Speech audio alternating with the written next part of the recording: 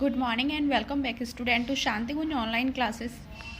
Today we start new chapter wind, storm and cyclone. Chapter number है 14 and the page number is 117. Student आज हम wind यानी हवाएं, तूफान और साइक्लोन्स के बारे में पढ़ेंगे. Student year is colourless, odourless and tasteless. ये हम सभी को पता है कि हवा कैसी होती है, ना तो उसमें कोई कलर होता है, ना खुशबू होती है और ना ही कोई टेस्ट होता है. Air is all around us, we can not see the air, however we can feel the presence of the air. हम हवा को ना तो देख सकते हैं ना छू सकते हैं, पर हम इसे फील कर सकते हैं. When the air blows we can feel it on our body, on the leaves of the tree and so on. और जब भी हवा चलती है तो हम उसे अपनी बॉडी पे फील कर सकते हैं, या पेड़ों की पत्तियों के द्वारा भी हम फील कर सकते हैं जब पत्तियां हिलती हैं. In fact earth is surrounded by the cover of the air called atmosphere. तो जो हमारे अर्थ में चारों तरफ एयर है उसी को हम क्या बोलते हैं, एटमॉस्फेयर कहते हैं. The moving of air is called wind. मतलब चलती हुई जो तेज हवाएं होती हैं उन्हें ही हम क्या बोलते हैं, विंड. नेक्स्ट है एटमॉस्फेयर. स्टूडेंट एटमॉस्फेयर क्या होता है, जैसे मैंने अभी बताया चारों तरफ से हवाओं से घिरा हुआ जो एरिया होता है उसे हम एटमॉस्फेयर कहते हैं, वातावरण कहते हैं. The cover of the air surrounded the earth called atmosphere. It extend from the earth surface to about 1000 kilometre. और ये लगभग हमारी अर्थ की सरफेस से 1000 किलोमीटर की ऊंचाई तक क्या रहता है, एटमॉस्फेयर रहता है. But above 99% of atmospheric air is present with 40 km from the earth surface. पर उसमें से लगभग 99% की जो एयर होती है वो हमारी अर्थ से केवल 40 किलोमीटर्स तक की रहती है. The main layer of the atmospheric from the surface of the earth upwards are. देखो हमारी अर्थ के कुछ लेयर्स हैं जो डिफाइन कर दी गई हैं कि कितने किलोमीटर की हाइट तक कौन सी लेयर होगी. तो आज हम पहले वही लेयर्स पढ़ते हैं. एटमॉस्फेरिक लेयर में सबसे पहले होती है ट्रोपोस्फेयर. ट्रोपोस्फेयर होती है बच्चों, देखो जैसे ये हमारी अर्थ सरफेस है, नीचे का पोर्शन मैंने बनाया है, ये हमारी अर्थ है, उससे लगभग 10 किलोमीटर की हाइट तक होता है ट्रोपोस्फेयर. और इसी ट्रोपोस्फेयर लेयर में ही क्या होती है, एयर, क्लाउड्स, रेन, जितने भी हमारी मौसमी घटनाएं होती हैं वो सारी ट्रोपोस्फेयर लेयर में ही होती हैं. फिर उसके बाद में आता है लगभग 10 किलोमीटर से 50 किलोमीटर की रेंज में स्ट्रेटोस्फेयर. न्यू हमारी सेकेंड लेयर होती है स्ट्रेटोस्फेयर. और इसमें ही क्या होती है, हमारी ओजोन लेयर भी होती है. और इसी एक रीजन में क्या होता है, हमारे एरोप्लेन्स वगैरह इसी रीजन में फ्लाई करते हैं. फिर उसके बाद में 80 किलोमीटर्स तक की हाइट तक होता है मीसोस्फीयर. और मीसोस्फीयर में क्या होता है, टेम्परेचर गिरने लगता है और लगभग -85 डिग्री तक भी टेम्परेचर हो सकता है. फिर उसके बाद में लगभग 90 किलोमीटर या उसके और भी आगे तक की जो लेयर होती है उसमें उसे हम बोलते हैं थर्मोस्फीयर या एक्सोस्फीयर. और इसमें टेम्परेचर इंक्रीज करने लग जाता है. In stratosphere there is very little water vapour. Stratosphere में बहुत ही थोड़ा सा पानी भी होता है. और सुपरसोनिक एयरक्राफ्ट जितने भी होते हैं, जैसे मैंने भी बताया प्लेन्स वगैरह, वो सभी इसी लेयर में फ्लाई करते हैं. और temperature of stratosphere is higher than that of troposphere.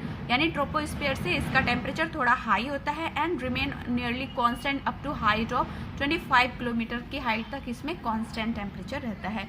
Ozone layer lies in the control zone of the stratosphere. Ozone layer बच्चों क्या करती है, ये सन से आने वाली हार्मफुल अल्ट्रावायलेट रेज को हमारे अर्थ तक आने से रोकती है. मीसोस्फीयर, इसमें एयर इज़ वेरी थिन. इसमें एयर बहुत ही ज़्यादा पतली होती है और मैंने बताया अभी टेम्परेचर लगभग -85 डिग्री तक होता है. फिर है थर्मोस्फीयर, ये सबसे लास्ट की लेयर होती है. नेक्स्ट टॉपिक है एयर एक्सर्ट प्रेशर. मतलब एयर क्या करती है, प्रेशर डालती है, हवा का दबाव डालती है. We know air exert pressure due to its own weight. क्योंकि इसका खुद का भी कुछ वेट होता है और इसकी वजह से एयर क्या करती है, प्रेशर डालती है. ईयर कैसे प्रेशर डालती है, ये हम कुछ एक्टिविटीज़ हैं उनके थ्रू भी कर सकते हैं। जैसे और हम ऐसे भी जान सकते हैं, it is easier to ride a bicycle in the direction of the blowing wind. जब भी हवा जिस डायरेक्शन में चल रही है, अगर हम उस डायरेक्शन में अगर हम साइकिल चला रहे हैं तो हमारी साइकिल इजीली चल जाती है। बट अगर हमने देखा होगा, अगर हम अपोजिट डायरेक्शन में चलाएंगे तो साइकिल खींचना थोड़ा मुश्किल हो जाता है। It makes difficult for us to drive while moving against the wind. Similarly, while rowing a sailboat, we find that it is easier to row the sailboat in the direction of the wind. ऐसे ही जिस direction में हवा चल रही है उसमें अगर हम बोट चलाएं तो भी बहुत इजीली हो जाएगा, बट अगर हम अपोजिट डायरेक्शन में चलाते हैं तो प्रॉब्लम होती है। When we are flying a kite, then the wind coming from our back side help the kite to fly higher and higher. जैसे ही हवा हमारे जिस डायरेक्शन में हम पतंग उड़ा रहे हैं उसके अगर वो पीछे से एकदम से हवा आती है तो क्या होता है, हमारी पतंग और ऊंचाई तक उड़ती चली जाती है। इस तरह से हमें ये पता चलता है कि एयर क्या करती है, प्रेशर को एक्सर्ट करती है। व्हाट कॉज एयर प्रेशर, आखिर एयर प्रेशर का कॉजेस क्या है। The earth is completely surrounded by the earth. हमने अभी पढ़ा था कि अर्थ पूरी किससे घिरी हुई है, एयर से घिरी हुई है। The gravity pull of the earth pulls the molecules of air and other atmospheric gases downward toward the ground. हमें पता है ग्रेविटी क्या करती है। ग्रेविटी क्या होती है, अर्थ जो अपनी तरफ एक बल लगाती है, एक फोर्स लगाती है, वो ग्रेविटी होता है। तो ये क्या करती है, एयर को और जितनी भी गैसेस हैं उनको अपनी तरफ खींचती है, और इस तरह से जो हमारी अपर लेयर होती है वो लोअर लेयर पर प्रेशर डालती है। तो इससे हमें ये पता चलता है कि एयर क्या करती है, प्रेशर डालती है। Air is compressible. एयर कैसी है, कंप्रेसिबल। कंप्रेसिबल मतलब किसी चीज़ पे फोर्स लगाना, दबाव लगाना। The lowest layer is the most compressed is there for the dense. जो सबसे निचली लेयर होती है वो कैसी होती है, बहुत ही ज़्यादा कंप्रेस्ड होती है और डेंस्ड भी, यानी घनत्व ज़्यादा होता है उसका। With an increase in altitude both density and pressure decrease rapidly. जैसे जितनी हम ऊंचाई पर जाते हैं या फिर जितना ही उसके साथ में डेंसिटी और प्रेशर दोनों ही डिक्रीज होने लगते हैं। यानी अगर हाइट बढ़ रही है, अल्टीट्यूड मतलब हाइट बढ़ रही है, तो उसकी डेंसिटी और प्रेशर दोनों ही डिक्रीज होने लगेंगे। Air pressure is important for the following reason. लेकिन क्यों इम्पॉर्टेंट है air pressure? It create wind. Air pressure की वजह से ही क्या होती है, विंड हमारी क्रिएट होती है। When air moves, it become wind. The difference in the atmospheric pressure gives rise to the wind system of the earth. जैसे ही एटमॉस्फेरिक प्रेशर में डिफरेंस आता है, चेंजेस आता है, तो हमारी विंड अपना इफेक्ट दिखाती है। It influence weather. और विंड की वजह से ही क्या होता है, एयर प्रेशर की वजह से ही क्या होता है, वेदर में चेंजेस भी आता है। एयर मूवमेंट अगर अपवर्ड हो रहा है और तब क्या होता है कि हमारा जो आसमान है वो कैसा हो जाता है, क्लाउडी हो जाता है। और अगर एयर मूवमेंट डाउनवर्ड हो रहा है, नीचे की तरफ होता है, तो हमारा आसमान स्काई एकदम क्लियर हो जाता है। और इसी की वजह से हमें पता चलते हैं कि बारिश होने वाली है या वेदर साफ होने वाला है। Weather forecasting, changes in air pressure gives important clue forecasting weather. और वेदर फॉरकास्टिंग भी हमें एयर के मूवमेंट से ही पता चलती है। High speed winds accompany reduced air pressure. जब भी हाई स्पीड विंड चलती है तो वो क्या करती है, प्रेशर को रिड्यूस करने की कोशिश करती है। It has been found that fast blowing wind create a region of low pressure. ये हमने देखा कि जब भी बहुत तेज़ एयर चल रही होती है तब क्या करती है, लो प्रेशर लेकर आती है। इसको आप एक एक्टिविटीज़ दी हुई है, ये देखो आप, ये एक एक्टिविटीज़ आप अपने घर पे कर सकते हैं स्टूडेंट। नेक्स्ट टॉपिक है मूवमेंट ऑफ एयर। ब्लोइंग और moving air is called wind. ये हमने पढ़ा। The speed of the wind में vary from 5 to 10 kilometre per hour. जो 5 से 10 किलोमीटर तक की रेंज में स्पीड अगर मूव करती है उसे तो हम जेंटल ब्रीज बोलते हैं। और अगर हमारी इस एयर की स्पीड 700 से 800 किलोमीटर पर आवर हो जाती है तो उसे हम बोलते हैं टॉर्नेडो।